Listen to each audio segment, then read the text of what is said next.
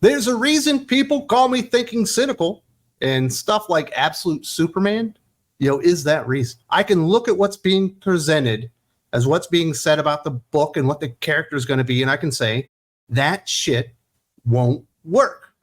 And I've said that basically since the start, even before any of this stuff was announced, when I was like, there's going to be Absolute Batman, Superman, Wonder Woman. Originally, it was going to be Scott Snyder, Jason Aaron, and then Al Ewing. Obviously, plans changed. The Absolute Batman, I guess, was going to be like younger and more agile. Obviously, that is not the case. They've gone a different direction. He's like an enormous, like hulking Batman in a tech suit now. And somebody told me, I think this is out there, that his cape is going to be technology. So it'll be akin to like Doc Ock's arms or something. Batman's cape he's going to be able to wield it like a weapon. You know what I mean? When you hear stupid ideas like that, you're like, yeah, we're going to make his cape not cool as well. But Absolute Superman has certainly had the worst ideas around it from the very beginning. I was like, this is the worst concept for Superman because it's not Superman. And nothing really has changed on that. In fact, it sounds like Jason Aaron is going right down the path that I was initially told was going to be Absolute Superman. And this is going to be trash. It's going to be awful because it's actually not Superman. We've seen this attempt time and time again. But if you don't believe me, let's hear from Jason Aaron himself and some of the evidence of what he's going to be doing with Superman and some of the changes that he's going to be making to the character to make him completely absolute, dude. In a tweet coming out of San Diego Comic-Con, Jason Aaron for Absolute Superman, I wanted to make this character relevant to the world today. Jason Aaron also uses the phrase, no fortress, no family, no home. Get ready for a daring new vision of the last son of Krypton on social media, which it should probably follow up with no fortress, no family, no home, no Superman, because you basically don't have the character at that point. But the opening salvo in Jason Aaron's words at San Diego Comic-Con, I wanted to make Superman relevant to today's world, the modern audience.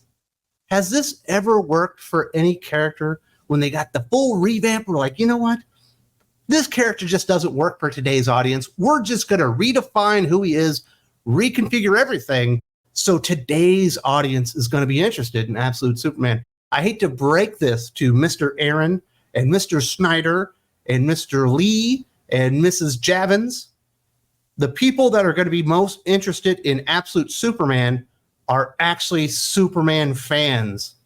People that don't like Superman and are turned off by the concept of Superman because he might be like the great white hope or whatever it is that John really likes to describe him, where he's like super Nazi or something like that, even though he was created by two Jewish men. But that is besides the point, because Mr. Ridley has a point of view, and certainly that's valid. We all have points of view. People that feel that way about Superman aren't all of a sudden be like, well, there's an absolute Superman that's not Superman. Maybe I would like Superman if he wasn't everything that already turns me off. Are there going to be a few people that go, this is the greatest Superman of all times. I really love what Jason Aaron did with the character. Of course, there's always morons out there that when you go out there and completely disfigure and break and destroy a character, they kind of like it because they like the chaos. They like the destructive elements of it. They like to destroy something beautiful. And that's the people that are going to be drawn to this.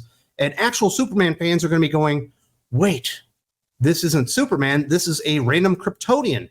As if we don't have random Kryptonians walking around the DC universe, even though Krypton was supposed to be destroyed. But that's the fundamental error of all this. It's straight from the mouth of Jason Aaron. This will not actually be Superman. He's trying to redo Superman for a modern audience.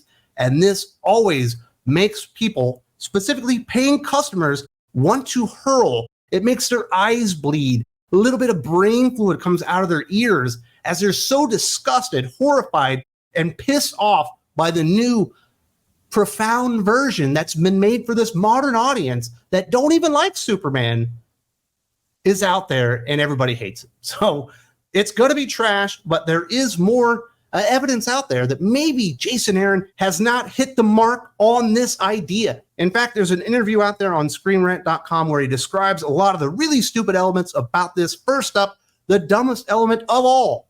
The costume is very different in a lot of ways. Parts of it glow. His hair's long. His cape looks very, very different.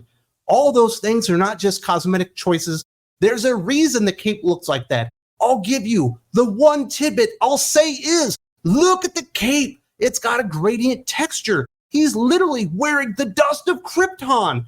Even that has different meanings that reflect on who his parents are. He's wearing a cape made out of dust, dude. Why are you acting like that's a good idea? That's completely stupid. It looks like he's got lava arms and lava feet. I understand when I was a child and I was talking to my friends and we were talking about what a tag team look we were going to have. At the time, it seemed cool, but looking back on it, we would have looked like idiots because we were 8-year-old kids. But you, sir, are a grown adult that thinks the dust of Krypton would make a really badass origin for a cape. Sometimes a cape can be a cape because it looks cool when he flies. Come on, man. Why are you overthinking the assignment? You are nuking this, sir. Why does he have lava feet? Why does he have lava arms and a dust freaking cape, man? And what's with the stupid floppy haircut? Apparently, it's going to be the traditional haircut of the Kryptonian people. And I hate to break this to Mr. Aaron and a lot of morons out there, including James Gunn. Yes, Superman is Kryptonian. No doubt about it. That's where he was born. That's where his lineage is. And that's why he has the amazing powers that he has. But he's most definitely of Smallville. He's most definitely of America. He's most definitely of Earth. He is wrapped and cloaked in humanity. You cannot see it, but it's evident in everything the character has ever stood for. What happened when they had Superman renounce his citizenship to the United States of America? People said, they just wanted to fucking vomit because it's not Superman. It's not truth, justice, and the American way. It is not the alpha of all American superheroes. The very first, the one that still endures to this day, that created this amazing industry that pays Jason Aaron and Scott Snyder and all these guys to come up with these stupid, diabolically jackass ideas and put them on paper. And there are actually people dumb enough out there to buy into this stuff because it's fucking absolute, dude. The article continues. His place is Krypton. His parents' place in Krypton and his relationship with them. That's all different. How he came to Earth is different. What happened when he got here? The story doesn't start in Metropolis. It just starts in Brazil in a diamond mine. His place in the world has changed. He doesn't have a family and he doesn't have a home. His connection to Earth is different. We're meeting a Superman who is a little bit more raw, a little bit angrier. His powers are more raw. You, sir, are describing the antithesis of Superman. You are not creating a new Superman. You were just creating another random, edgy version of a Kryptonian that wishes he was Superman. Superman is grounded in his roots in Smallville by the parents who raised him, who gave him the wonderful morals and values that he has. I know a lot of people, when they think about Superman, they're like, well, Superman is defined by his powers. It's the fact that he can fly and he has X-ray vision and he has heat vision and he can blow on something and freeze it. And all of those powers are what makes Superman the hero that he is. You are wrong. Dead wrong. What makes Superman the hero that he is his humanity, which is defined by his relationship and his growing up in Smallville with Mom and Pa Kent. Without that happening, he turns into evil Superman, a man that gives no flying you-know-whats for humanity whatsoever and only sees them as little ants and takes over the world because he literally has the power to do so, but because he was raised to be humble, because he was raised in strong American small-town values, he does not use that great power to put everybody under his thumb. He uses that great power to set us all free and show everybody a better way. Without his family, without his home, he literally is not Superman. He's just a guy with a power set, and you can call him whatever you want. That's the biggest problem here. Jason Aaron doesn't realize what makes Superman Superman. He thinks it's just a power set, and that's something that happens all the time with these creators. We're like, well, it's just a mantle. It's just a power set. It's just a set of capabilities that are attached to a character, and maybe, a couple of faults, deficits where they do have a weakness or two, and that's what defines the character as what they are. No, that defines of what they're capable of. But what makes Superman Superman and Batman Batman and Wonder Woman Wonder Woman, Spider-Man Spider-Man and Wolverine Wolverine are the relationships that the readers develop with them, learning who they were and how they interacted with people and treated people and how they reacted to different situations, the actual characterization, once you strip all those things away, you don't have the hero anymore. And this is a folly and a foil that so many writers have walked down this path and failed over and over again because they don't realize why the fans really invested in the character. Sure, if you're a writer, you're like, wow, what could I do with these power sets that have never been seen before and would be really cool? And obviously, you get those moments as a fan, you're like, that was really cool. But what brings you back is the relationship between Superman and Lois, the relationship between Superman and Ma and Pa Kent, the relationship between Superman and Jimmy Olsen and the city of Metropolis and all the people in America and really the world and all those things. It's not that he can fly. If Superman didn't have any powers, with the way that he was raised, he would still be a hero. We learned all that in Superman Up, Up, and Away, and if you've never read that story, you are a fool, and you should read it tomorrow because it's the greatest Superman story of all times, and it really does show you that Clark Kent is the real hero in all this because of where he is raised and who he is. The final quotes of Mr. Aaron in this lame-ass interview from Screen Rant. This is me swinging for the fences. This is far and away the biggest DC thing I've done, maybe the biggest DC thing I ever do. In the same way, my time at Marvel will be defined forever by my run on Thor. I want this to be the same thing. If I only ever write one DC book, I think I could die happy because of how much of my heart and how much of my new wild stuff we're putting into this. At the same time, this is my love letter to DC Comics, to this character in particular. I hate to break it to you, Jason Aaron. This is not a love letter to Superman. This is not a love letter to DC Comics. This is a love letter to yourself and why you think your ideas are better than Siegel and Schuster. Why you think Superman is no longer relevant to today's world. When I would say that is false, sir. Superman is more relevant today than he's ever been. What America and what world needs hope more than today's world? What does Superman really symbolize?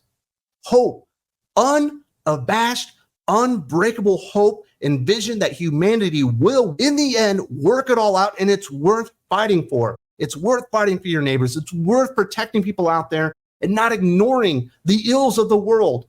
Superman is more relevant today than he's ever been, but to somebody like a Jason Aaron who thinks he's got way better ideas, I could do something really wild with the character, yes! He's not relevant. This isn't a love letter.